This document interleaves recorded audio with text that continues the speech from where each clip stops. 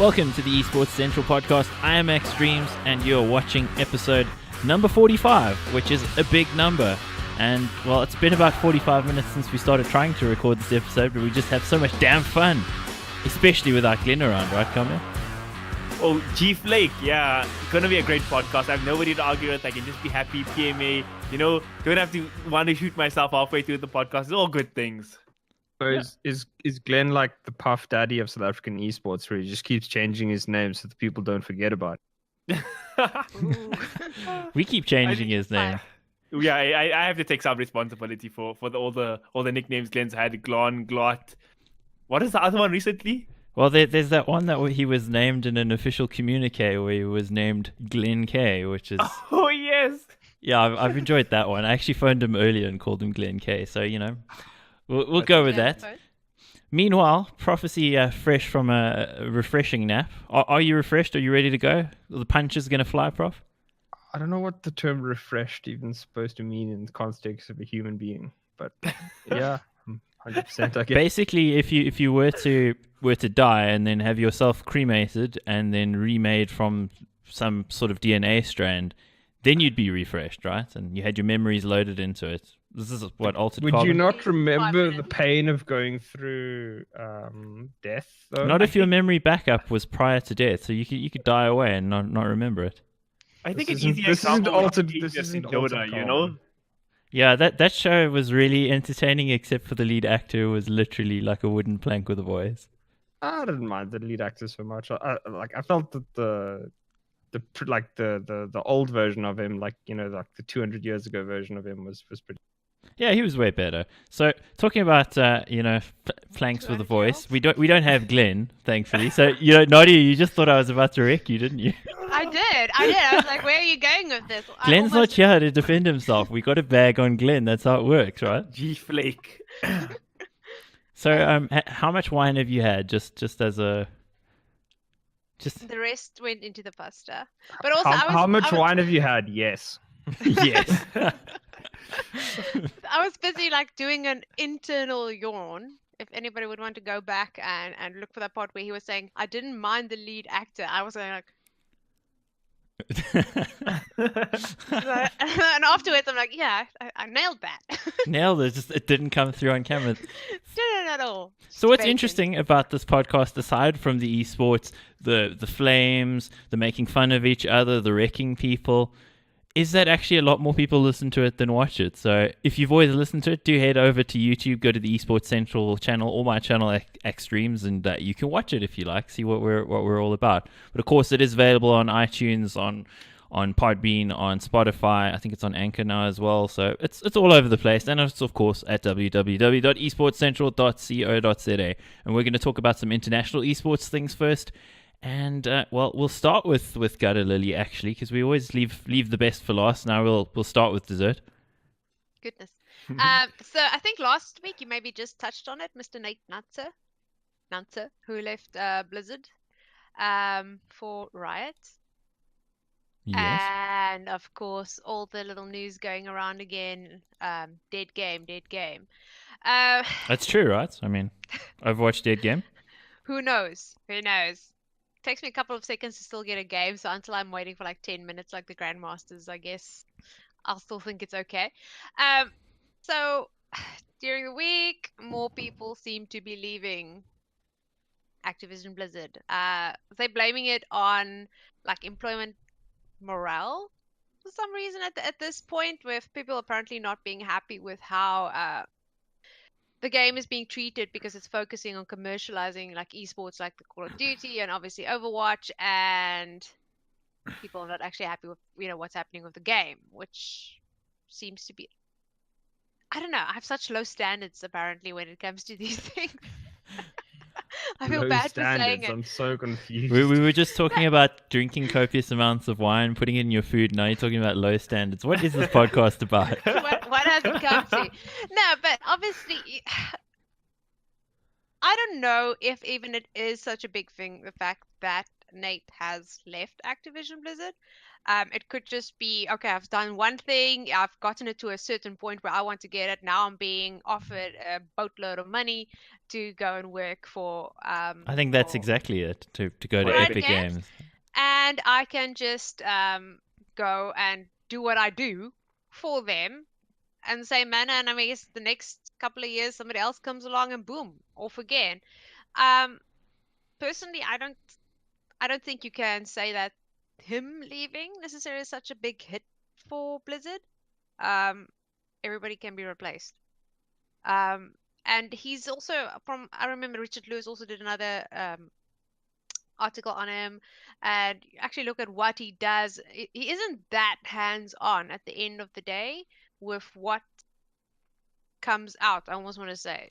So was his title, was it League Commissioner, was it? Yeah. Or? Yeah. He's the league commissioner. Like officially, he was something basically like the primary marketer of the Overwatch League. Like he would do most of the sales to the various people involved in the situation. And I think he used to actually work for Fox, so that is what he does. He's Well, not necessarily Fox, but in the sense he was like one of the online web content guys. So it's Or was like, it? how high level are you really? I'm not in that really sense. sure. But ultimately, so how he's gone, and what I've basically just said was where people are not happy with the fact that it's not focusing on building a game for a community, and it's just driving this massive commercialized sport. We've all got our complaints about how OWL is being made, and a lot of people would say the propaganda around OWL. And more people leaving, like I said, maybe at the end of the day, it doesn't matter. You just get someone, new cog in the wheel. But it doesn't, like for a company that is like showing these record, we don't know. What do you call it? Words.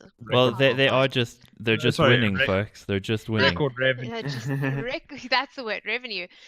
It doesn't seem to bode well that they're losing so much of their staff. I mean, at the end of the day, that's also a big a part of your company, what you produce, what comes out of it. And I feel like having masses flow out. It's not good for public perception. Let me actually bring up the article just here so guys can see it. It's on the Deserto website. And the title, sources more high-profile Blizzard staff set to leave amid morale problems. And you can see one of the people they're mentioning is Kim Fan, who's been with the company for 13 years, one of the sort of front-facing people in Blizzard Esports, basically. So that's again, like, not a great sort of look for the company, you wouldn't think. They mention in the article Nanza as well. Yeah. I actually forgot about the Pete Flastel. I don't even know how that sounds like a swear word in Latin. Vlastelica. Vlastelica. Or a good wine. Anyway. Or a cathedral. Getting deep here. But yeah, so he's the guy who basically just did the there's my mind. Am I drunk? No, I'm not. Okay, I'm just he's the one who worked for Fox. I actually forgot. Yeah. Sorry, I thought my mind was like, But I was just rolling with it, hoping that eventually the two roads will come together. And yet they never did. So, yeah, looking at the story overall, it's not saying that it has happened. It's just saying that it's about to happen. And so far, Richard Lewis's reporting has been pretty on point at every stage. I mean, he's the guy who released the rule book for the tournament prior to it still hasn't been released officially by Overwatch League, which is kind of funny because one of the things that they were saying at the start of the whole thing was, we're going to be like the NBA or the NFL, and there'll be a player union and the rules will be out and like all of these things which have never happened. Never happened. So it's just Richard Lewis's reporting, as much as people hate what he says about Overwatch, and I'm pretty sure he really dislikes Overwatch. I'll definitely agree with that. But his reporting's been pretty fair on the whole thing overall. So I think it's probably trustworthy. At the time of recording, this report was from 2 days ago. So maybe by the time the podcast is out, we'll actually have some clarity on that. But if some of those high-profile people are gone, you lose Nate Nanza, who's the public-facing guy, and you lose two more public-facing figureheads that people sort of associate with Overwatch League and Blizzard. So, is that going to make the the investors maybe scurry for the hills. Apparently not when it came to Robert Kraft's getting trapped for well, basically employing prostitution in an establishment that dealt in human trafficking. So yeah, Yikes. that wasn't worth talking about. So I don't know if this will be. I don't like. All I can think of is like somebody maybe like Nate. I can still understand because he's the person, he is the face that brings in those investors. But for everybody else, I kind of feel Activision Blizzard is a massive company. They're supposedly a very rich company. Not as rich as Epic, apparently. Not as rich as Epic, but you know, money buys things and money buys people. So might be this. It looks bad. More people join. More people. I think if you basically this first wave of people leave and then some other people come in, same situation over and over, until Overwatch just runs dead, then maybe yes. Then we should be concerned. I think for the actual operations, like Prof was saying, he never really had too much to do with operations, and most of these people are high enough up the chain that they're probably not actually making the day-to-day happen, which means nothing will essentially change on that side. But investor perception, we know it's like, somebody farts in Turkey and our local currency goes down because, emerging market sentiment smells bad right now. So it's just, that's how sentiment works. It's just like something that's not related or isn't even really that much of an issue. But if it looks a certain way in public, it can affect the way the money people view you. So, and I think everything is built on the money people in Overwatch League. But it's also got me kind of like thinking about, I couldn't give a rat's ass about Fortnite. It's not something I enjoy at all, but it does make it interesting to see what changes are going to happen with that, because the way that they've been running their comps up until now has been massive prize pools, not much else. So to see that in Rocket League, where it's going to go, exciting. Maybe under him, is going to be really exciting. Not for me to watch, but I mean, exciting to see for the business. So headlines forthcoming: Toyota jump ship from Overwatch League to Rocket League. You can drive a Camry in Rocket League now with rocket boosters strapped to the back of it. Official drink of Fortnite is Coke Zero. That'd be wild. But I think the big issue with this is that, like the Soda article explains, like the reason that Kim fan KB, where did I even get that? I don't even know. It's like half of your brain's missing. Glenn's not here. Yeah, I did call him a double damage ruin the one time. I moan when he's not here. I moan when he is here. I'm just never happy. We just like that bad couple that refuses to break up at this point. But Kim's point here is like the reason she doesn't want to be there is like bad morale and like feels like their voices aren't heard on the esports side of things. It's like, oh, we're getting Coca-Cola deals and shit, so we're happy. But like the game itself is a bit shit and nobody's actually dealing with that. And I know like all gamers always complain, like, Dota guys complain, new patch please, and that kind of stuff. But even though people moan, like you would never say Dota is not in the right hands in terms of game development with IceFrog, right? So I think Overwatch, the game itself, I always say is like the integrity of the game, like good enough to sustain all the shit that Blizzard are trying to do with it. And I've always erred on the side of no. And now if your salesman and your Toyota sponsor guys are leaving, that creates a lot of worrying things for me. It's just not a good look, and especially because it's like they've constantly crowed about how good Overwatch looks, and look at this investment and look at that investment, and now it's like, why is your primary mover and shaker like leaving at this point?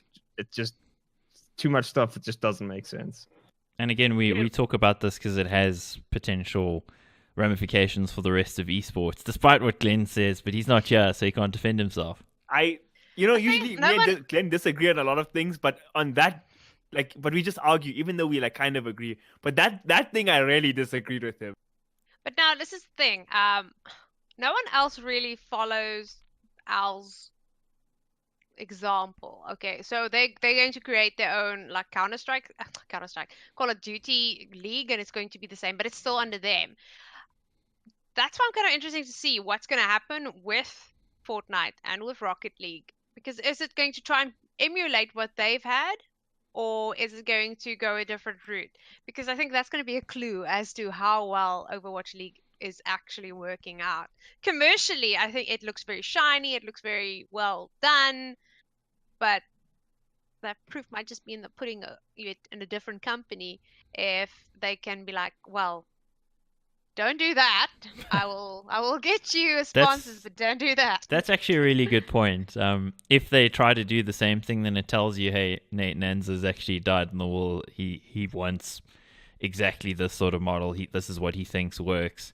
And if they don't go that way, I think they can go that way with something like Rocket League because of the format of the game. Maybe Fortnite could be a bit difficult because, again, it's not a team of 5 or 6 people. So that may stop that from happening. But overall, I guess there's a lot of questions yet to be answered. Apparently, he would have started there, I think, last week. So it's probably take a while before we see anything meaningful. So it's probably something we'll come back to in the coming weeks or months as we see things develop. But certainly interesting. And one thing I do want to say about Call of Duty World League is good luck on making a franchise league with city-based franchises in a game where a new version comes out every year. That just seems like it's freaking honestly, crazy. Try and explain it to the people that are wanting to buy in, like the owners. Like, oh, so this year we're gonna have an entirely different game. This one's in the future.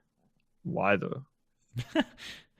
Like tell those same people who own like an NFL franchise or an NBA franchise, like, listen, dude, we've been playing NBA for 120 years or whatever, but this year we're throwing it out for this next thing with rocket boots on. It's like, see, that's the thing. Jetpack basketball. To build an esport, like maybe Dota is yes, it's a good example of an esport that should end up having a very long lifespan, because essentially, even though patches and all of that make a difference, it's the same game. And I think a lot of these shooters are going to probably won't outlast those kind of games. I think shooters, it depends on the shooter. Like, the thing is, a shooter in and of itself is going to change much less than Dota. It's got less moving parts. But how it looks and who plays it.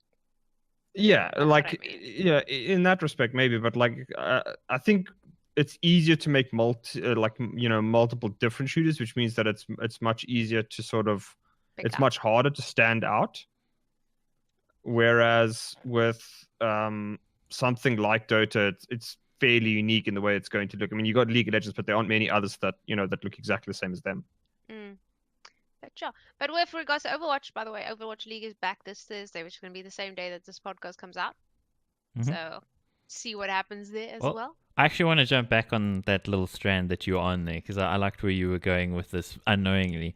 The lifespan of something like a competitive shooter, or just how popular can it be? How long will it last? We spoke last week about Apex Legends, which was interesting to me because we were talking about how it had this huge launch and everybody was talking about it, everybody was playing it, and then it's sort of died down. I mean, there's still millions of players, but it's not anything like it was when it launched. And we spoke about Battalion 1944, and I was reading an article on DeSoto today, actually, where now Dr. Disrespect is playing it, and Shroud is playing it, and like all these big streamers are playing it. Now it's doing the same thing as Apex Legends did, even though this is a game that actually was on early access a year ago. So, I mean, to me, it almost feels like now where we're at, the currency of how popular your game is going to be at launch is which streamers play it. And it's really it's Dr. Disrespect, Shroud, some Ninja. Lex maybe.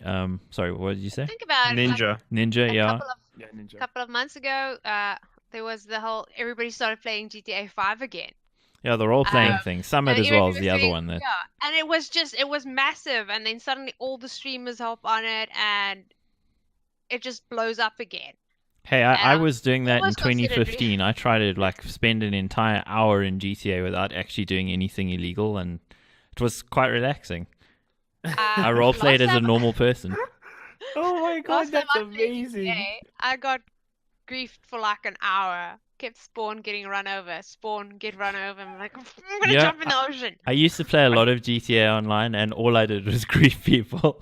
Like Sean's played Counter-Strike with me, so he knows that my capacity for being toxic in a game is quite scary for somebody who seems as nice as I do. But I don't know. In that, I used to play with a mate of mine, and all we would do was just literally grief people for like 3 or 4 hours until they rage quit. It's just terrible. That is toxic. All right. So Slasher made a good tweet relevant to our discussion, right? Or a Slasher for our podcast name that I've given him. 700,000 viewers for the return of Keemstar's Friday Fortnite across Twitch and YouTube streams with as much or more excitement from people than the epic $1 million World Cup qualifiers. The second tweet was nearly 1 million viewers. Tournaments like Keemstar's Friday Fortnite played in online with pros, streamers, celebs brings huge numbers and exposure to esports. They're also often more entertaining than traditional esports, and would like to see this format in more games. So I maybe botched up reading out that tweets there because it didn't make sense as I read it now out loud. But basically, what he's saying is also another tweet he made or somebody made previously. I don't remember who, and it's like saying it's actually more worth it to give a streamer like Shroud or something some money to go play your game, and you get more publicity from your game through that than hosting like an ESL tournament, for example. And I think it's fairly true. I mean, the thing is, you're dealing with one person, not a whole corporation. But I think viewership-wise, like a guy like Ninja or Shroud literally competes with like big events. Like would have more than the ESL Dota in Birmingham last week. It's like crazy to think about. Yeah. You were going to say something, Nadia? No. It was unrelated. I almost want to say. In that sense, isn't it when they play it, it's almost not an e-sport. No, it is absolutely isn't. It's just entertainment watching somebody play a game. So I don't know. Is there a mindset change that we need to bring in to think like what an esport is? Because obviously the only way we ever frame it is that it's like a traditional sport, like you versus you playing it, and that's obviously not how companies see it. For them, it's just revenue. I think companies now don't that I've see the difference. That word, say the whole time. But I don't think companies in general, like who aren't endemic esports companies or gaming companies, see the difference between esports and gaming and streaming. And to them, it's all the same thing.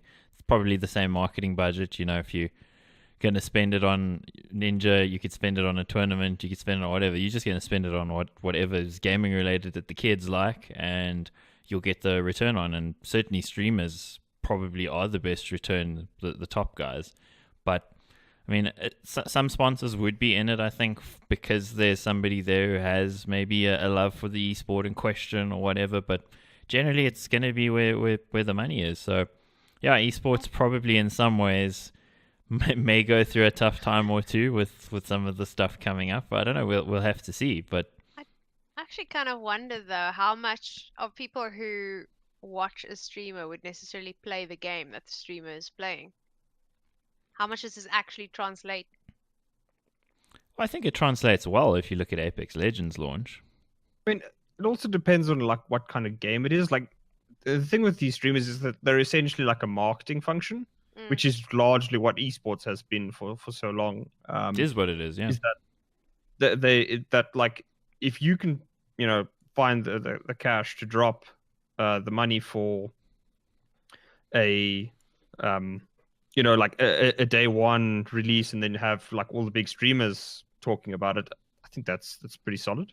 I mean, but that's then definitely... it dies a week later because nobody really cares.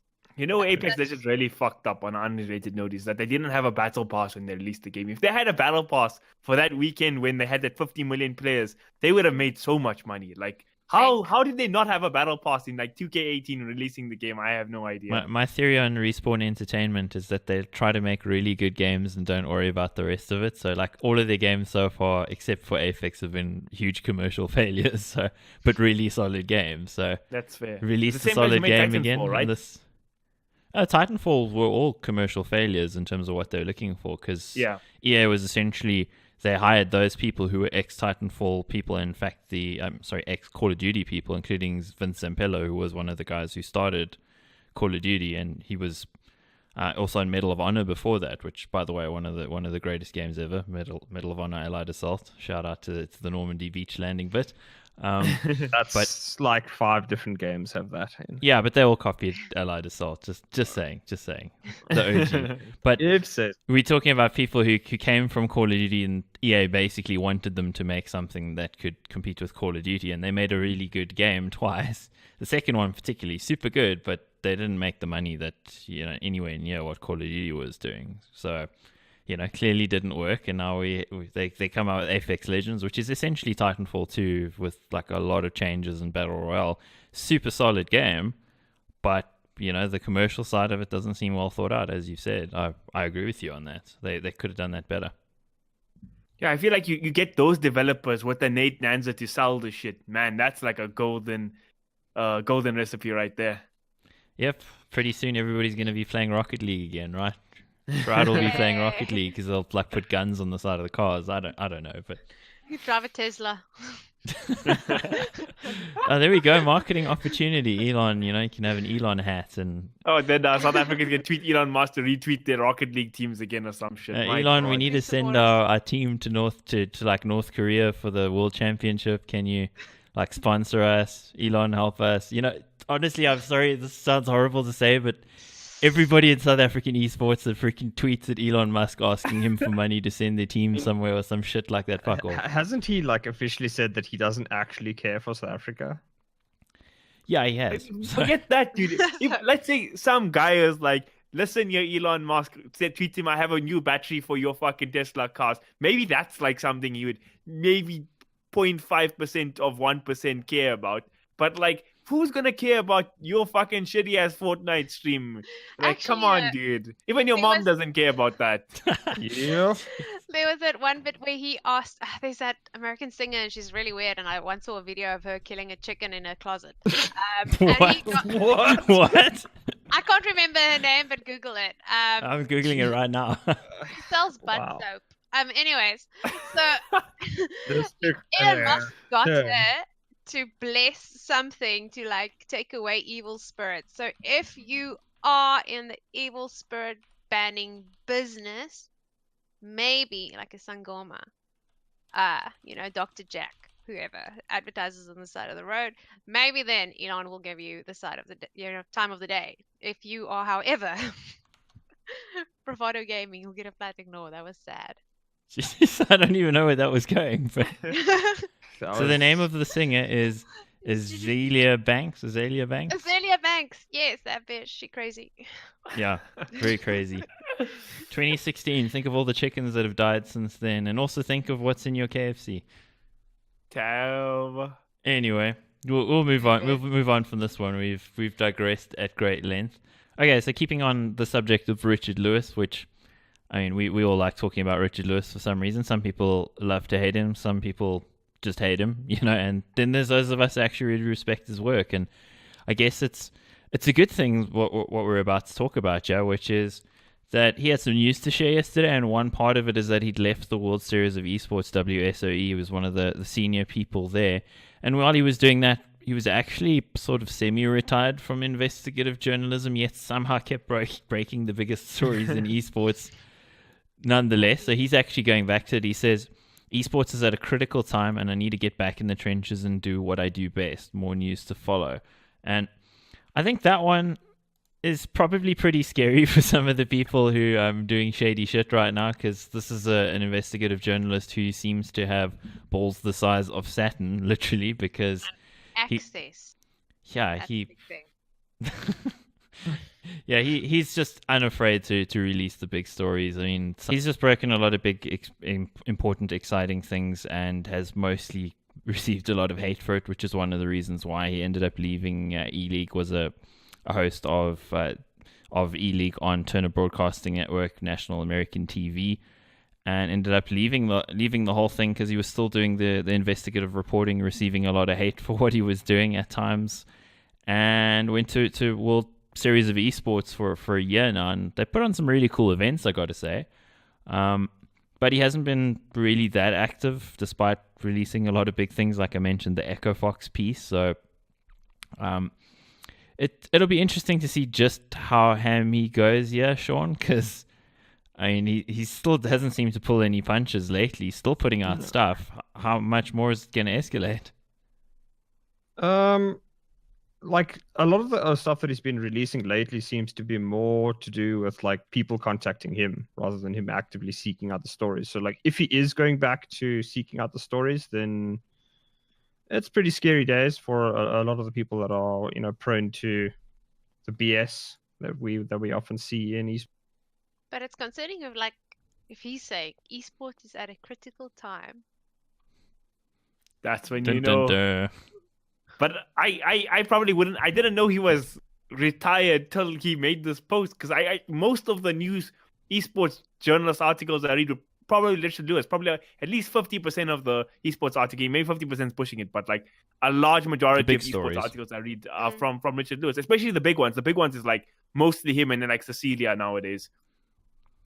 Yeah, we'll have to see. Scary times if you've done anything you shouldn't have done, because the Bloodhound's on the job yet again, so that could be a little bit of a worrying one for you. Hopefully you haven't done anything, I guess. So, good luck to Richard. I'm really interested to see what he does. Big fan of his work. Don't always agree with some of the things he says, but, he doesn't give a fuck about that, and I'm fine with that. So, unlike seemingly the hordes of people who shout at this dude on a daily basis on the internet, I don't think people realize how important what he does actually is to our space. You need somebody to actually look after the integrity of things and actually try to get to the truth of things, because let's face it, big companies, they want to make the money. They don't care about how the space is doing, how the ecosystem is. They don't even care about the people or the players or even about you. But there is somebody who actually does and is sort of a crusader for this, and the dude does receive a ton of hate for it. And well, I'm just surprised that he's gone back to it again. So I guess maybe he just has literal armadillo hide or something. I think it's just a lot of time whenever somebody actually says something, and then yes, whether or not you agree with it, we've got this vibe in esports where it's always, in gaming, where if you don't support it fully, you must want to destroy it. I think we've been there. Yeah, we've all been there. Yeah, so props. Wait and see what he brings up. Investigative journalism as a whole is like such an important thing, and Richard Lewis has been at the top of that game for like the last 15 years in esports. He's a legend, man. As Thorin calls himself, Richard Lewis is exactly the same thing. It's a fucking legend. Yeah, absolutely, and the legend is on the job yet again. So on the job yet again is not something we can use to describe Astralis until this weekend coming up. They'll be playing at ECS, so the first big tournament they've played at that doesn't only include best of ones for a while. We've spoken about Refresh Entertainment and how they the Blast Pro series and their sort of soft exclusivity, which is it's fairly damaging to the scene at the moment. And so far what it's mostly damaged is the team that their own legacy as one of the greatest of all time, probably the greatest of all time. They've lost their number one spot on the HLTV rankings that they've held for a rather long time. Hey, Prof? 406 days. 406 days. The longest number one ranking. So yeah, it's pretty devastating to say the least to Astralis fanboys. Yeah, of which I and Sean both own Astralis shirts. So. I mean, I've got no sympathy for them. If they're not going to pitch up to events, then you can blame nobody but yourself. Yeah, it's the only way you can protect your own. To give you an indication, right? So, since they won the major at the end of February, Astralis has played 5 best of 3s. It's now June, so that's 4 months. The next lowest in the top 10, I think, is at 12 best of 3s played. Wow. You're physically just not even attending events anymore. So like, how do you? It's not even like, they're still the best in the world. It's like they've lost a lot. Like, no, they just haven't played. Like we literally do. You could be the worst team in the top 10 right now, and we don't know because you just don't play. Yeah, it's a crazy situation. If anybody doesn't know, in the CS:GO landscape, the Blast Pro Series set of tournaments basically. They're best of ones. They take place over 2 days. This format is really, really garbage, basically. Sorry, you were going to say something? No, it's basically just exhibitions. Yeah, basically exhibitions. The equivalent of like somebody skipping all the qualification tournaments before, like, say, Wimbledon, and only playing like an exhibition against, like some super low ranked players, like, once or twice, and then like going into Wimbledon and expecting to still have a high rank. It's like, no. People who play get a high rank. Like just imagine Roger Federer in his prime was like, you know what? I've been number one for 406 days. Fuck it, let's go do some Nike adverts for a year. I don't need to practice anymore, right? It's basically the same thing. The crazy thing is that they probably are still practicing because they seem to have that work ethic, but just because they're committed to Blast Pro Series, who's owned by Refresh Entertainment, who also owns them, supposedly they're a player-owned org, but yeah, whatever. Yeah, I think it's also not good to look at it clear cut. Like when you look at the behind the scenes stuff, there's a lot of shit going on there that we probably don't know about yet. So that's fair, Axe. Yeah, and you were mentioning as well, we saw that exchange between Sadokist and Sir Scoots over the weekend while Sadokist was actually casting the grand final of DreamHack Dallas. He was busy tweeting away, had his phone out there, and he's multitasking supreme. I didn't hear it in his voice, but some of those tweets were pretty angry. Where he had been saying a little bit earlier in the week that he'd spoken to a bunch of top players at tournaments over the last few months, and all of them that he'd spoken to had said that they don't like Blast Pro Series, they don't like the format, they don't like going to the tournaments, but they're not allowed to say anything in a public sense. And Sir Scoots sort of took issue with some of this because in the exchange it basically made it sound like the Players Association that he's involved with wasn't doing enough and that he's somehow culpable for it. So it just it was a silly argument, let's be honest, but it just shows you there's a lot of turmoil in the scene right now because of what this is creating, because essentially these teams, I think it's 8 top teams in the world have signed on to be part of Blast Pro Series, which means that they have to play in 6 out of the 8 Blast tournaments, and that means that they skip other tournaments throughout the year. And why it matters for Astralis is because Astralis being the most dominant team we've ever seen, you want to see how long can that go as a fan. You want to see the best quality Counter-Strike at every tournament, but you don't get to see that because they're locked in to go and play at a stupid tournament in Sao Paulo, as opposed to going to Starladder where, it has the best format in the game, basically, to determine you are definitively the best team at this tournament and therefore you deserve to win. No, they're going to play a bunch of best of one. So Counter-Strike fans is pissing everybody off at the moment. And now it's actually culminated in Team Liquid overtaking them. The team famous for not being able to beat Astralis have taken away their number 1 spot by not having to play against Astralis, which, yeah, it's just insane. You lost the Formula 1 World Championship because you decided to go rallying it within the same season. I don't know. It's just, what? So, Team Liquid, hey? The era is starting now, isn't it, Sean? Can I just mention one more thing about the Blast Pro Series thing, not Blastralis thing? So one of the, I don't know, Farooq Pita, one of the CSGO guys, says no one ever told us we aren't allowed to criticize Blast Pro Series. Like, the reason we don't is because there's nothing to criticize them about except for the format. Otherwise, Blast is miles ahead of all other tiers out there in all aspects. It looks like some of the CSGO that's a CSGO pro. Am I right in saying that? Coach of NIP. Oh, coach of NIP. So it seems like some CSGO people are happy with that, but I don't know. Like, it seems like a really iffy situation because, like you said in the past, CSGO teams were not happy about having like one controlling, what's the word, like governing body, or yes, one governing body that's not like the governing body. So it's like now it's like, okay, but Blast Pro are going to contract like 10 teams for like 12 events of the year, and it's just like, well, this is what we want to do. So again, I beg the question, is like, how much money do you think Blast Pro are putting down for these guys? Like, maybe it's 5-star resorts all the time. Maybe it's first-class flights for every event. I don't know. It just seems crazy. This whole situation is crazy to me. So if they have them for like 12 events.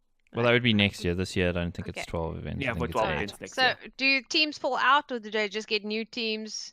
Every team that takes part basically signs a contract with them to agree to play a minimum number of the tournaments. So there isn't really qualification for it, except at some of them where they'll let like a local team like from Spain qualify for the tournament or something like that. But what it does is basically excludes a lot of guys who can't qualify for it. You have to be it's like franchising but pretending that it isn't, So yeah. I know. So it's all kind of, and it wouldn't actually be so. Yeah, sorry. And then I just want to say, couldn't also make that they have like their team, and then a bunch of potatoes. Conflict of interest, like, yes, that's also exactly. an issue. That's exactly what people are worried about. That might be competition, but essentially it's just their team on top all the time. Yeah, and part of that as well is like what's been good for them so far is that with Astralis being so good, playing at the Blast tournaments, it's almost like they're the final boss. But since they've not been playing that much, they dropped off. They didn't make the final of one of the tournaments. They lost in the other one. So then it kind of takes the shine off the whole thing, because now the final boss isn't so good anymore because they're playing this tournament. And also, you know what? If we need to promote somebody else and we can throw in a little bit of conflict of interest and manipulate the results, they could do that if they wanted to. They haven't. It doesn't seem like they have, but the fact that it's a possibility is something to be worried about. It just seems like a bit of a waste. It's like when you have a pop star reaching like the end of their career and you put them out to pasture in like Las Vegas. That's actually a really good way to put it. It's like they're Celine Dion right now, aren't they? Yeah. Wow. Hey. Okay. Oh well. Well, they do add like shitty teams to the competition already. It's like what they've been doing. So, and also it doesn't take into account like having signed up for it. For instance, ENCE was a surprise at the major, so now they should actually be at these events if it's supposed to be about the best teams in the world. But the guys that they signed at the time are no longer the best teams in the world. I mean, MIB are objectively crap now, but they signed up to all these events because they used to be one of the big teams. ENCE are now one of the big teams, but the only way they can get there is by being shoehorned in occasionally when they can fit them. So don't actually get a tournament with the best teams playing at it either, because of course the landscape's always changing. You can't take the franchise approach to an esport that's as active as CSGO at this stage, because that top 10 is always shuffling. It's silly anyway. What we love about Counter-Strike and Dota is like you're always getting the new blood coming into the scene, open market, Yeah, absolutely. I'll just bring up on screen quickly that article over on Upcomer. Team Liquid takes over #1 world rank after DreamHack Championships. You can see them there, all super happy about it, of course. And one of the reasons they're super happy in the screenshot or the photo is because they didn't have a photo of them with the trophy, because the trophy got lost by the courier. So I think that is great, absolutely great. You can't script this stuff. Isn't that the time you just send one of your guys out to China Mall to go buy some any shit? No, they literally did give them just a shit trophy. Like have it engraved at Boxels. Yeah, well, now what it is they need to find the trophy wherever it went. Maybe the DreamHack Masters trophy is gone forever. Who knows? So, yeah, no worries there. I guess they won. They're probably more worried about winning than about getting a trophy. So let's move on. Actually, Prof, were you going to talk to us about Denial Esports?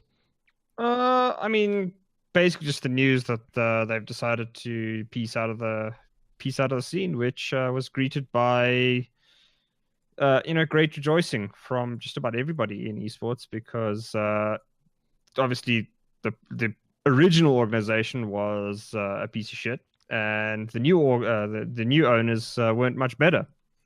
And obviously, we're all happy that they've decided to, piece out of our scene. Absolutely. Sir Scoots' watch began and ended with the end of Denial. I thought that was really interesting. For about 2 weeks, he was posting on Twitter every day. And so my watch has begun. Denial Esports, until you shut down shop and release all your players. And, he listed all of the things.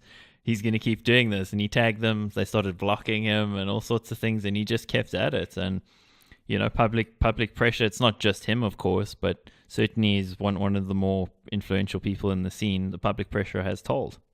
But if you run it, can I go first, Nadia? Yeah. I just to give context for those of you who don't know about Denial or know vaguely about them, they did things like they had young players playing that they were screwing over in contracts, not paying properly. They were reversing PayPal payments and transactions to some of their players, shady ass shit like that, while the owner of the thing was putting photos of his Bugattis and shit on Twitter. So it's mind-boggling how much fuckery was going on there with somebody who allegedly has so much money. So the fact that justice has been served feels good, man.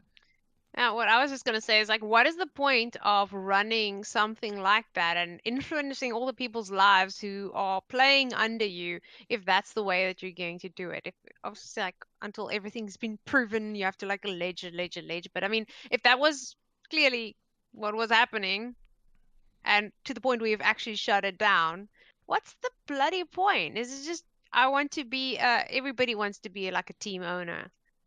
Everybody wants to be a brand. Even in South Africa. Or maybe if you're in that space in America, you put your name out, you got a shiny logo, a venture capitalist comes around and goes, "Ooh, esports! Well, this is making me feel some tingly sensations. $100 million." That's what you want, right? Some Luno. Yeah. I mean, what did Niantic got attention to buy a slot for the COD World League? They were aiming to, yeah. They were Yeah. trying to Fucking do so. morons. Okay, guy you was Can't man. pay gonna- your guys like $5,000 paycheck, but you want to buy. Oh, He's That's- going to trade in his I don't- Bugatti, eh? I mean, I'm not convinced that he had a Seriously? Bugatti because I don't think you know what those are worth, Carmel. But no, I do know what a Bugatti's worth. It was like, it wasn't like Ferraris or something. It wasn't a Bugatti, but Bugatti's just like the term. It's like in Dota when you have really good hats, we call them Bugattis. No Jeez. kappa. oh, can't get away from the Dota-isms with you. And I guess It was, I wouldn't say meme, but it was like, Yeah, it is a meme. thing to say a couple of years. Bugattis. living in the past and living in Dota. Now, tell us about the present of Dota there, Carmel. Wow, it's much perkier on this side of the Dota world. So this is a story I wanted to talk about in the podcast for 2 weeks now. But luckily, I chose a time where Glenn's not here to flame Valve, so I can talk about it peacefully. So how the situation... No, arose, Carmel, okay? in League of Legends... That was So- a great cosplay. That was amazing, Axe. That was amazing. So Okay.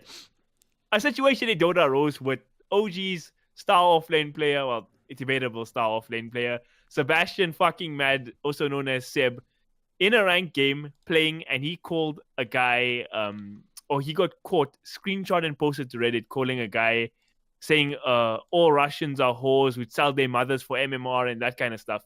All right, so that broke out and it was like big yikes. But how it happened was a guy on Reddit made this whole big post, but the guy...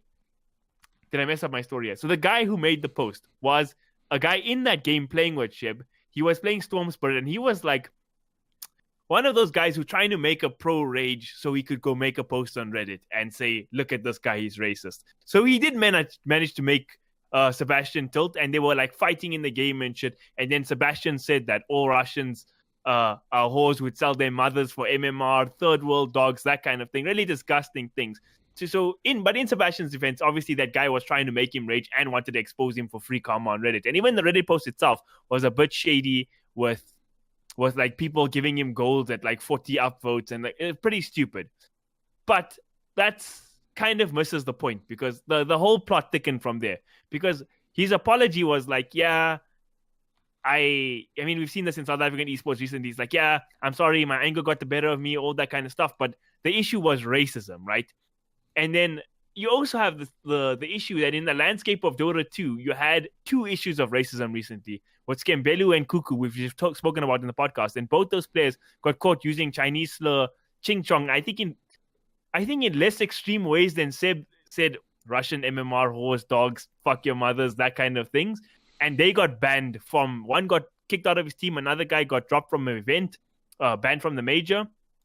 So in the Dota 2 landscape, it's like racism is now a thing people take seriously. It wasn't before that whole Cuckoo situation, but now it is. So the fact that the Seb thing got exposed and he did apologize like super fast, but like it kind of missed the point that I think Scan tweeted about on like in Twitter, like after that, it's like it misses the point. You don't address the actual issue, which is racism.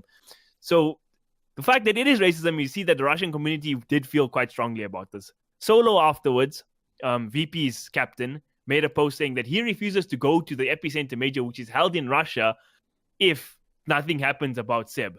So that sparked the whole outrage because like you had this again Scan tweeting saying like maybe it's a bit opportunistic what Solo's doing, but it is kind of like you have to deal with the issue for what it is, racism. You can't ban one player and let another player say what he wants. And this started blowing up because VP's carry player also is like Ramsey 666 is also known to be quite a toxic player, and his chats are not the greatest thing either, and people are calling it out. So at some point, while all the stuff is escalating, a guy went and made like he made a doc and he researched all the players' chat histories through software like OpenAI, etc. And he uploaded a doc, like there's a GitHub with like so many pros chats, and they all say like really problematic shit. So when that hit the fan, Valve then did respond. They didn't respond directly, but they got Seb, Solo, and them started a room, and they said we're gonna deal with this. Valve they're gonna do something. So it's really good to see Valve actually gonna do something. I assume they'll do a player conduct or something of the effect. But the crux of the story, I think, comes down to like you had a VP's offlane player also tweeted, "We need to see consistency. I don't really give a fuck that people are saying bad things or people are not saying bad things, but you can't ruin one guy's career over a bad thing said and letting it go for another. Like we need consistency. Be open with us." So hopefully that will happen with Valve with the alleged code of conduct thing. But I mean, the situation was serious and shit at the start, but like once that whole chat log came out, it was fucking hilarious, man. Anybody can go on Reddit, go find that GitHub post and read the kind of chat that happens in Dota 2. It's wild. Yeah, I don't know. It's the problem is that, you know, like Valve specifically doesn't want to get involved, and they're like trying to be like, you know, we'll trust the community to like look after themselves, and then it's like, and then the community does things like that. So it's Implode. I don't know, like honestly, Dota just sometimes feels like Valve gives them way too much trust. I think like how this all blew up is that like everybody knew people spoke like really disgusting in Dota, right? Racist things get said, sexist things get said, getting told, as Nadia said, to kill yourself is just part of esports. So it was never a surprise that the Dota community is toxic. But I think when the whole Cuckoo situation happened, it was he used a slur against the Chinese community. The Chinese community is probably the biggest part of the Dota 2 community and where Valve get most of their revenue from in terms of like people buying compendium hats, where tournaments happen, etc. So in that case, the Chinese community reacted strongly. They didn't take it lightly that people were dropping slurs under their Chinese name. They, you know, they're very patriotic. They're very strong about themselves and their culture. So they didn't take lightly to it, which is a good thing. You don't want to see racist terms being a regular thing. So in that case, they like Complexity, a very experienced org, drops Skembelu when he said "good luck, have fun" Ching Chong in the chat in a major. I don't think he even knew it was a slur or not. I don't know, but people went wild and he got punished. His org dropped him immediately and he's had struggles finding a team. And in the Cuckoo situation, he had on stream called one of the Chinese players or player who had Chinese characters like Ching Chong as well. And he got caught on stream saying that right after the Skembelu incident. So that blew up also. And all the Chinese community, like prominent members of the community, Burning, were speaking to Valve directly. There were people having ongoing dialogue saying, no, we don't accept this shit. So Valve, as well as having connection to TI9 in China, many connections in China, they had to respond, right? So eventually, after all that shit was blowing up, then they were like, listen, yeah, we're gonna punish Cuckoo ourselves. We doing it. Look at us. We Valve doing it. We punishing him. And it's like, okay, you're doing that, great, Valve. But you haven't said anything for so long. Now you saying you doing it. And then Richard Lewis in the piece before Valve said they're doing something, said that he believes that it's the Chinese government forcing him, or there's a big influence from China saying that we're not going to accept this, like from the business guys, from a government point of view. And Valve denied those claims when they said, no, we banning Cuckoo ourselves. So we're like, okay, great. The Americans are all happy because Valve have the integrity of the decide who gets to play and not. It's not just the Chinese government because, you know, for Americans, China is like a big issue. But then Putting it mildly. 3 weeks or like maybe not even a month later, WASG, which was held in the same city where the third major or second major of the year was played, Xiongxing, said Cuckoo can't enter the city. The municipal government said no, he's not permitted to enter the city. So now it's like, oh, Valve, you were in control, homie. Now this is why I think it's all escalated, because you can't have inconsistency. I don't mind them banning a player for racism or having a hefty penalty or something, but you can't be like, this guy said something to this group of people, and then this guy said something worse to another group of people, and you'd be like, but it's just the game, you know? Not that Valve have said that, but you have to respond. Valve have put themselves in a position where they can't use their usual response of, we don't care, you guys deal with it. If you guys really start hitting each other, we'll get involved, you know, but we relax parents. So I don't know, man. What do you guys think? Whenever they have their hands on, I want to say, like the control, then they should be the first persons to make those calls, which it feels like in this case they were kind of like not. And that's probably why everybody was upset in the first place. But that for me is just like for everybody. Like, if it would happen here and a player does something like that, then VS should be saying, this is our tournament. We don't want that to be associated with that. We don't want you playing in our tournament. Get lost. And if your team isn't going to replace you, then, you know, they must not forfeit. that's what it boils down to at the end of the day. Whoever's in control is the person who needs to be making that call. And if they're not making that call, then that says a lot about them, and may they reap the benefits of it. Not the benefits. Well, The now opposite of benefits. Valve are in the situation where they kind of have to now because they've set the precedent, as Kamil was saying. But famously, they refused, also as you were saying, to actually get involved in that sort of thing. So now, my opinion on this, Kamil, is that no matter what they say about the Chinese government not forcing them, and no, this was actually our decision entirely unrelated, I call bullshit on that. Definitely what forced their hand. And because of that, that's just changed the whole paradigm with them. Now, in future, with every situation like this, the community will shout at them and force them to do it. So they've basically been backed into a corner by the Chinese government that they're going to have to live in for the entirety of this title's life. And quite ironically, I think this is the greatest thing to ever happen to Dota, because like I felt when that whole cuckoo situation came out, I saw like the brunt of Reddit racism, right? Like every comment was like some derogatory term for the Chinese. Oh, the Chinese this, the Chinese that, and I was like, what the fuck, Reddit? Why are you guys being like this? You complaining about racism while being racist? Like what? But now it's a case of like, no, hold up, Seb. You can't talk shit about Russians when a guy got banned for saying shit about China. Fuck you. You must get in trouble as well. And I think that's progress, right?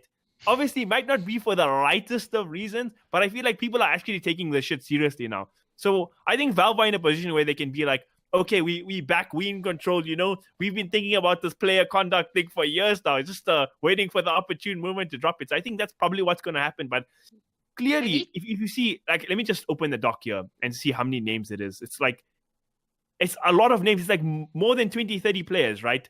And if you have 20 players saying really bad shit, you can't take the same approach and be like, we're going to ban you from X event. We're going to ban you from X event, because then you'll have nobody at your fucking TI. So now they're in a position where they have to do something different. And I think like a player's code of conduct is like a good thing. Like from this day forth, if you say X thing in game, you're going to get this punishment, which is what Pasha asked for. Okay, 1, 2, 3, 4, 5, 6, 7. It's like, there's a lot. It's a whole. Please just go look at the Reddit post. It's pretty. You can learn some new slurs there as well if you're that kind of person. If you want to identify some. Well, I don't think you want to learn any new slurs, because as we've learned this very week, as we head over into the South African section of the show, that there are consequences for using those sorts of things in a local context as well. We had a couple of weeks ago, we spoke in very animated terms, but surprisingly civilly about the ACG situation, where his racism thing in Dota 2 in South Africa came out. He ended up being excluded from competition by Medal State, and then he voluntarily said in the last, about this time last week, maybe Wednesday, that he's stepping away from all competition, even if he isn't banned from it, because it's the right thing to do. And we definitely agree with his approach. The way he seemed to say it and the way that he seemed to express his regrets, I think, resonated with a lot of people, and people saw, it's always the thing when you put out a statement like that, oh, I'm really sorry for what I did. There's one of two ways it can come off, sincere or bullshit, and his came off as sincere. So, props to him. Not props to him for racism, props to him for taking it on the chin and accepting his punishment, and in this case, actually imposing more punishment on himself because he felt that it wasn't enough from their side. So great from him to see. Then we had the Muzzy situation that we spoke about last week, which we got a little bit more animated about, shall we say, because it's like, again, this is happening again. Yeah. Same shit. I think the Muzzy situation was also a bit different. Like the ACG one, came out like a couple of days before the podcast. I had time to think about it before what I said, but I just see this Muzzy thing like 5 minutes before the podcast starts, and I'm like, you know what? Fuck this! Like a second incident. I was legitimately so mad when recording that last podcast. I slept like 3 that night because I was just fuming, man. I think rightly so as well, because it's something that we keep talking about, and again, we've mentioned this a few times. Like, we'd stop talking about it if people would stop freaking doing it. So there would be that, but it's just again and again and again, and it just keeps happening. And the situation that basically transpired, I'll bring it up for you guys on screen quickly, but there was this article that our podcast mate Glenn actually released over on Critical Hit, the racist underbelly of local Dota exposed, in brackets again. That's unironically, but somehow ironic as well, just because it's again. So you can go over and read that as well. There's obviously there's a piece on Esports Central also by Chris House, just explaining some of the events as they unfolded on Wednesday last week. This article also came out on Wednesday and then was updated. Basically, the situation was an anonymous account exposed Muzzy for a racist incident, and from there it sort of escalated. Community people got involved. We were obviously pretty incensed by the whole thing. It ended with Goliath at the end deciding to well, we can actually bring this up on screen as well. The disciplinary action which GG took at the time was follows. Muzzy was provided with a final written warning, yada yada yada, and then at the end it's updated that Goliath Gaming has made it clear that has made it clear that when they say GG management are taking the necessary steps with Muzzy, this is to say that Muzzy has been spoken to and dismissed with immediate effect. At the time, there was a little bit of disappointment from a lot of us about how they handled it on social media, because they said they first didn't know what was being spoken about or when it had happened, then somehow did know after being pointed out when it was, that no, we did actually punish him, which came across as, well, dubious at best, possibly even as outright lying. And maybe it was just that the person handling the social account didn't know this and was trying to cover or whatever. Whatever the case, it didn't go over well. A lot of us were just looking at going like, you can't say that you've punished this guy and like we should all pretend that it didn't happen and nothing to see here, folks. It's just how it came across. Maybe that was their intention, but the way it came across was not great. And that's why a lot of us were upset about the situation. The fact that they dismissed the player in the end, I'm not so sure that they might have done that had there not been so much pressure placed on them from the various media outlets, from this podcast, from people on Twitter. Yeah, I like at the time, again, when the whole situation happened, like I was super pissed about it, right? I thought their response, I responded immediately. I thought it was disgusting, and I was really disappointed to see that kind of response. But it's like this is the thing with racism, right? It's not targeting an individual sort of thing. Like people will say maybe I hate Muzzy or some shit. We had our beef in the past, but if everybody noticed, even in my rage rant last week, I never really mentioned Muzzy that much. It's like the actions and why they're problematic. I think GG as an org, it came off initially not understanding like why. It looked like to me they didn't understand what was the issue, right? But in the end, I think they did the right thing. They sacked the player. Obviously, maybe it didn't happen for completely the right reasons, but I feel like it's in the end it comes off looking like they did the thing that was necessary, right? It's like a Val versus China situation. Yeah, kind of like that. They were forced in a way, but at the same time, it's like look at GG's perspective, right? I know all the people in GG, like Sticklish, one of the owners from GG. Like Muzzy and him have been mates for years. It's not an easy thing to go and sack your friend and shit. But it's not. We're not asking you to sack your friend. You need to just do the right thing from an org's perspective. And I think one thing I've been really disappointed about in this whole situation is we've still yet to see a response about VS Gaming about this whole thing. How can our largest governing body or TO in the form of VS Gaming say nothing? Like, how does it look when they're not saying anything about racism? They're the guys with the real power in hand, and that's again what comes down to racism. It's like, how do you have a system? You can either have a system that tolerates racism and inadvertently promotes it, or you have a system that looks to prevent it. Obviously, I'm not saying we have the cure for racism. This is people, much cleverer people than us, have been trying for hundreds of years in more serious situations. But in the context of esports, I think we can try at this point create a zero tolerance policy. And I think the fact that VS Gaming haven't said anything is a bit disappointing for me, Mr. Axtremes. Yeah, totally agree with you on that one, man. Smaller TOs have come out like Metal State, and we saw Syntech Masters as well, saying that the players are not allowed in those tournaments. So, that's good on them. But again, you do want the biggest, the very biggest body within the land to actually come out and say something. I saw some people tweeting at them. I know of some people have reached out to them, but I don't know if they're doing anything. I mean, things with VS do seem, for whatever reason, the gears seem to turn really slowly. So yeah, I kind of get it as well. Like, sorry to cut you off there, Nadia, because it's VS Gaming, they're a big company. Their parent company is Telkom. Like, their response can't just be like some laxy daisy thing, right? The image for them is very important. So they probably have to phone in and then hold the line for 15 minutes and then brilliant. Metaphorically speaking, that's actually the best example you could have thought of, Nadia.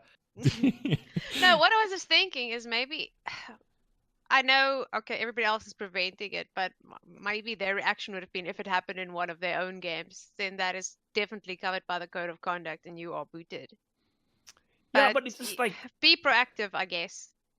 it's again the optics of the whole situation. Like, you have Rob Hart making a joke. Like, I think me and Cyprus, I retweeted one of Sir Scoot's tweets that are like super relevant to all the stuff going on, and the only response I see from Rob Hart from the whole thing was like him joking about something in that thread, and I was like, it's not a good look, you know. Like, I know you, Rob. I know you like done a lot for esports, and you think about this kind of shit and stuff, but like, again, we still haven't seen a response from your org and you as a person, and it's like making a joke about the thing. And I don't know if that's the look you want to see, especially like, yes, there's 2 players who got caught now, but the issues of racism in South African Dota go far deeper, much deeper than people think. And Because, I mean, even the responses to that, and people actually saying, "Oh, but racism is not a problem," quote unquote, in South Africa. oh my word, that. Actually, gonna bring that up now. In what world do you live where you can make that kind of statement? And then you have to keep in mind that kind of mindset, Steve Hofmeyerism, is among so many of us, and that's why this shit's going to keep on happening. It's going to keep on happening. And if the only way that you can, curb the enthusiasm for racism over here is to say, well, if you do it, you're out. That's it. Your job opportunities were already small. Now it's non-existent. Then let it be. I agree with that. Yeah. Back to Nadia's point, like there's actually a lot of people out there that think like that. It's a situation you have to accept. And I had a guy, like when the Mazis thing came out, I was talking to like a couple of prominent members in the SA Dota community, like a team speak of 10 of us, and one of the guys is just like, he's like, I understand where you're coming from, mate, but who's really gonna give a fuck, right? If you look at the demographic in South African esports, it's like, you're not really going to get people to really care that much about the keyword. And I found it quite depressing then, but I think there's more people that care than we give credit for. Like, if we look at the response, like, I think us in the podcast group, we were like messing each other so much about all these things happening and like what we need to do and stuff. But we never had to do anything really after the whole Mazi incident happened because the community took care of it. There were so many people responding saying, we don't accept that shit. Do better. Why not do it like this? We don't accept that. Like, and I was actually chuffed to see that there's so many people taking the right form of action in this situation from my perspective. I'll bring up one of the tweets that was in response to it. I was the only one who liked it, so apparently it wasn't very popular, but I enjoyed this. Captain Depression says, honestly, we don't have to pretend that players aren't racist pieces of shit, but you must be really fucking dumb to be racist shit anywhere on any platform for whatever reason. I think that says it. Just don't say it, you dumbasses. Why are you saying it anywhere? You know that you will get wrecked for it if you put it out there. So don't. It's like people trying to delete like stuff. Like, oh, they've posted something on Twitter now. They quickly try to delete it. Like, no, too late. Like Screenshots the internet has everything. You ain't getting away with anything. It's almost sad. Like, you can be a racist at home, just don't be racist online, because then you're going to be outed. So out them at every single chance that you get. Out them, because those people are the ones that are going to ultimately. No TO is going to want to have people like that playing for them, or possibly saying shit like that under their banner. Right? It's sad on the like basis of things. Like, the reason we have to tell you not to be racist is going to hurt yourself.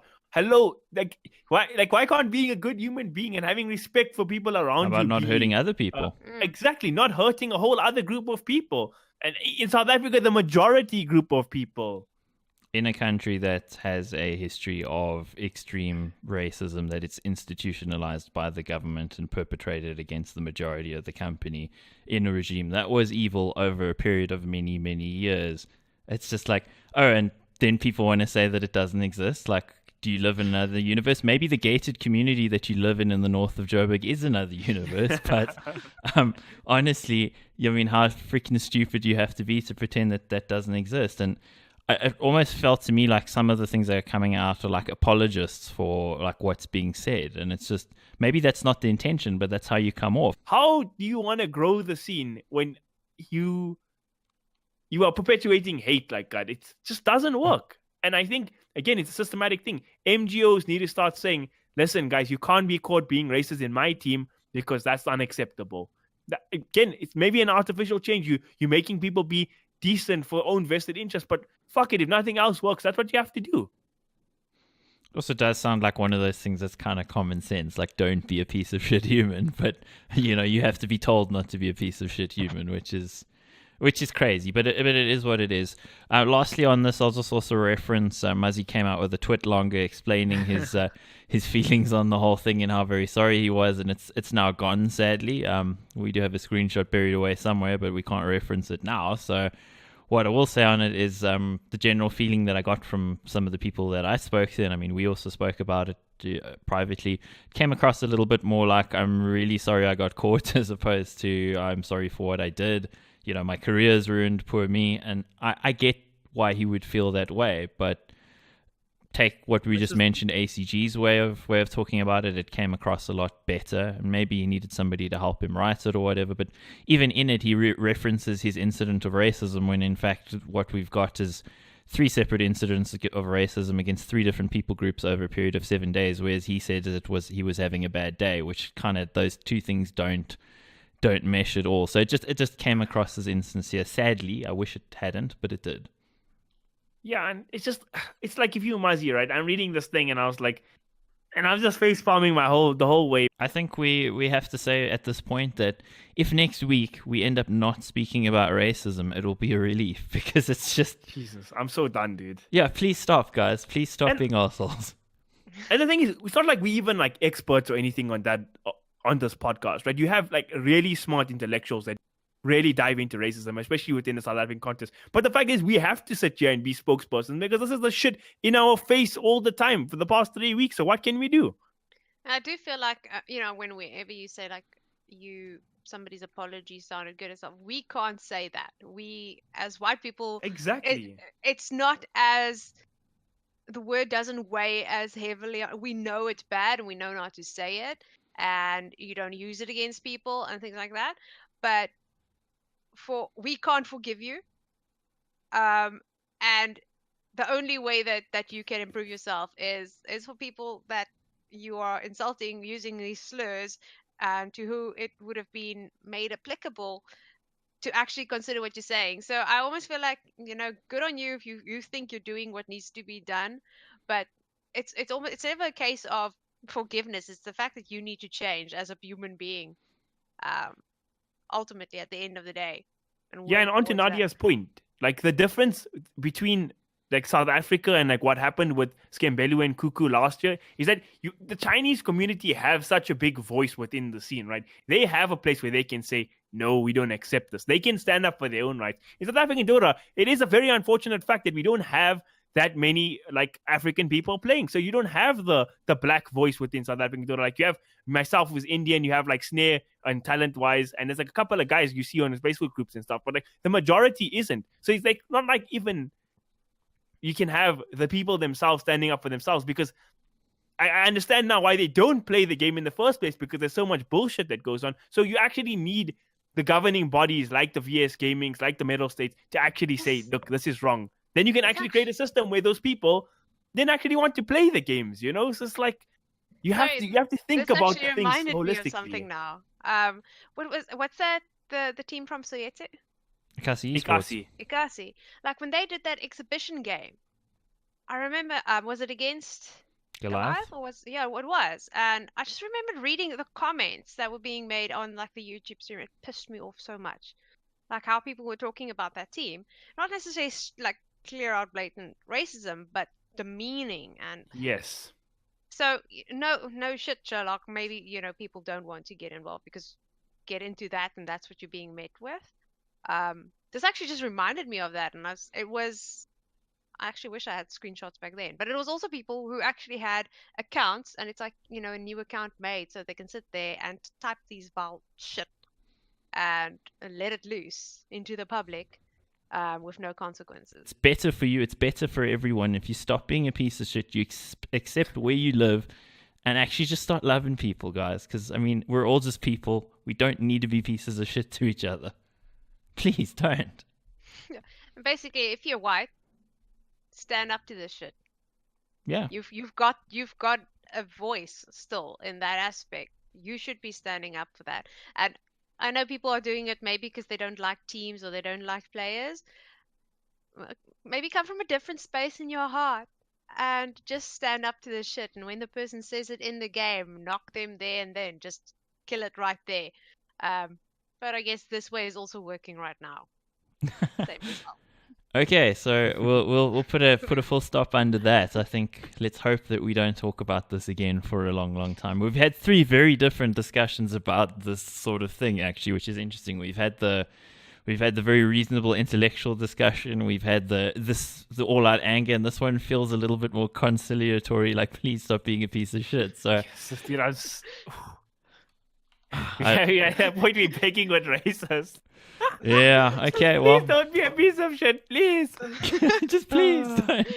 It's ridiculous. It's absolutely ridiculous. Let's hope that we're done talking about this for a while. We've got a couple more things we need to hit. We may only actually hit on one of them, I think, based on the time that we have left, and it's probably the biggest news in local esports this week. Sean, tell us about Energy. Yeah, so we were obviously graced with the first ever opportunity recently to qualify for a CSGO major. That will be the Berlin major at the end of, I think it's end of August. I think it's in August, if I remember correctly. Either way, regardless, run by StarLadder, they decided to give South Africa their first shot at a major. And, we were all like super, super stoked because we've never had the qualification opportunity. We'll be going through the Asia Minor and kicked off last week. And, I mean, Goliath Gaming tore through the opposition, basically beating everybody 2-0 on the way to the final. And Energy Esports, not the same Energy Esports, the all-conquering Energy Esports of last year and late 2017, they got knocked into the losers bracket, ended up having to beat, if I remember correctly, I think they had to beat Big 5, Sin 5, and then eventually Goliath. Not all in the same day, but it was damn close to how far they actually had to push themselves, and ended up beating Goliath in the final 2-1 to become the first ever team qualifying from South Africa to the Asia Minor. To the major. I mean, The minor. sorry. To the minor. Obviously, we've had other teams that went through other methods, notably Bravado Gaming last year. But I think it's fantastic to see the opportunities that we've gotten, and best of luck to Energy. Yeah, certainly. And as you mentioned, they had to go through probably the most legit run possible. We're talking about a team that's brand new. Only one player left over from the Energy Academy side that unexpectedly won VS Gaming Masters at Comic-Con. Just Weasel left over. So you can't even say it's like the core of a team and they're strong and they're building. It's like all young players. There's Mr. who was in Energy for the better part of last year. You have a couple other guys that are a little bit lesser known, but it's young players. These are young guys. They managed to come and beat all of these teams with the legendary names, the guys who've been around in the scene for a long time. They beat the top 3 teams in the country in the same competition. So you can't shake a stick at the results. You can't go like, oh, it was a fluke or this or that. They lost to Goliath in the upper bracket final, went down to the lower bracket, beat Sinister 5 and went back to the grand final. In the second try, they beat Goliath, who hadn't lost a map in the entire tournament. So I mean, from that, you can't dispute the result. You can't go and say, oh, it's because of this or that, or we had a bad day or whatever. They had to beat everybody who is anybody to actually get there. It's a young team. And what I'm excited about with this team is because it's a young team, they've got room to grow. They can get better. I still don't think they're the best team right now in South Africa, but they did beat all the best teams, so they're well on their way to becoming that. And I mean, if you look at all the other teams, Sean, I just feel like they're filled with journeymen, players, that have been around for a few years. I don't think in a lot of cases those guys are necessarily going to get much better. Whereas these guys, this is a group of young players, they can only get better from you. Yeah, I do agree with you there. I think a couple of the teams, you can't really look at them and say like I can expect them to get better in the next, in the near future. Whereas Energy can reasonably still improve. I don't know how much, but they don't look like they've tapped out all the potential, which a couple of other teams look like. Yeah, absolutely. So exciting news there. They'll be at the Asia Minor at the end of July, so they've got some time to prepare, build up their map pool, because that was one of their notable weaknesses so far in the tournament. So let's hope to see that come through. And I'm just super excited. South African team on the international stage, and with the possibility of making it through the Asia minor to actually get into the major. And the way it works these days is the minor is held the week before the major actually starts. So it's at the same venue in the same studios and everything. And, you're going to get that experience, which for a group of young players is going to be invaluable. We talk about WSG and the MSSA things and all the other things, but this is the biggest stage that you can be on, barring, obviously this isn't a crowd or anything, but metaphorical stage that you could be on in Counter-Strike. So I'm super, super stoked for the guys. Unbelievable results. And, whoever was going, we were going to support. But, the energy storyline, it's just it seems like teams with the name Energy on the tin seem to deliver the storylines in South Africa. Oh, well, I mean, who would have thought that, basically a combination of the two previous Energy lineups, because they obviously had two different squads last year.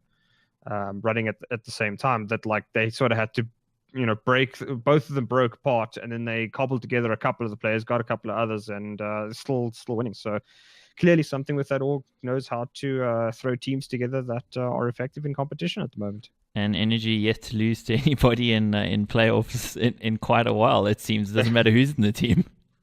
Yeah, I don't know. They seem to have some great luck, does that Energy team. Because every competition they've entered, barring one last year when Bravado came back and thumped them pretty effectively. Every competition barring that, they've won. So, yeah, indeed. Well, I made a bet with Hayes when we were doing an ESEA broadcast. He asked me, what do I think is going to happen at the qualifiers? And I said, no matter what happens, Goliath Gaming are definitely coming second, which sounded like a horrible thing to say, but it's just the history bears it out. It's like the poor guys just fell at the final hurdle, unfortunately for them. And it's just, I thought it would be at the hands of Big Five or Sinister Five, and instead the thing that probably shouldn't have happened but did happen. Energy, legit result. The youngsters are going, support them, guys. Absolutely get behind them. I think the whole of South Africa will be behind them. Who knows about esports? Even the Goliath Gaming Dota team have the second place record. I think last year the Dota team finished twice, either 2 or 3 times. It's like crazy. Yeah, they need to win something sometime, eh? I'm sure they'll get over the hurdle eventually, but it's crazy how that keeps happening to that org. Anyway, I think that is our show. Sorry? To say, hopefully by next week I can say something along the lines of, and guess what? South African Overwatch. They came second in the medal state Overwatch thing also. Yeah, Energy won the medal state Overwatch, didn't they? Energy wins, don't worry. I'm just they thinking FIFA about... players. They FIFA players win. Sorry, Nadia, I just had to find something. No. I was just thinking we've got the Overwatch World Cup coming up. What's that going to look like? Well, I think that is our show, guys. Thanks for joining us. We appreciate you guys being here. Appreciate you sticking it out for 45 episodes. We actually got messages recently on Facebook from a dude who told me he'd listened from the first episode and has listened to everyone. And I'm like, internally, like, geez, you're crazy. Some of those were shit. But, I didn't say that. I said thank you. And to you, sir, thank you for listening through all of it. We really appreciate it, and we appreciate all of you listening to it and getting involved in the South African and international esports scene and listening to what we got to say, because, without you, we wouldn't be doing the show. So thanks, guys. 50 coming up pretty soon, episode 50. We're going to try to do something special for that, so do look out for that in the coming month and a half or so until it actually happens. In the meantime, follow us on Facebook and Twitter and all the platforms, Instagram. Camille posts pictures of himself with his mom, so definitely go check that out on Instagram. No, he's not on Instagram, but yeah. I'm going to go look now. I wanted to debate that out, see if people would go and look. Millennials that doesn't have an Instagram account. Or Gen Z, so I don't know what generation I am in, but just fuck it. Fuck Instagram. But if you do want to follow Esports Central, go to the website, esportscentral.co.za, or find us on all the platforms that matter. We'll be back next week. I think it is the 13th of June with episode 46. Look out for that, guys. Cheers.